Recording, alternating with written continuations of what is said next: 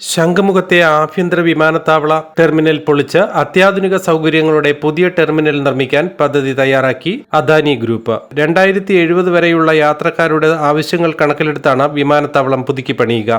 ചാക്കയിലെ രാജ്യാന്തര ടെർമിനൽ 1.5 ലക്ഷം ചതുരശ്ര അടിയാക്കി വിസ്തൃതമാക്കും. ആഭ്യന്തര യാത്രക്കാർക്ക് പ്രത്യേക സോൺ ഉണ്ടാക്കാൻ വിമാനത്താവള അധികൃതർ ബ്യൂറോ ഓഫ് സിവിൽ ഏവിയേഷൻ സെക്യൂരിറ്റിയുടെ അനുമതി തേടി. ആഭ്യന്തര ടെർമിനൽ അടുത്ത വർഷം പൊളിക്കാനാണ് പദ്ധതി. ഈ സമയം ആഭ്യന്തര സർവീസുകൾ ചാക്കയിലെ അന്താരാഷ്ട്ര ടെർമിനലിൽ നിന്നായിരിക്കും. ഇക്കൊല്ലം 13 ലക്ഷം ആഭ്യന്തര യാത്രക്കാരാണ് ഉണ്ടായിരുന്നത്. വിമാനത്താവളത്തിൽ നിത്യേന 15,000 യാത്രക്കാരുണ്ട്. കൂടുതൽ സർവീസുകൾ തുടങ്ങാനും പദ്ധതിയുണ്ട്. ഈ സാഹചര്യത്തിലാണ് ടെർമിനൽ വികസനം നടപ്പാക്കുന്നത്.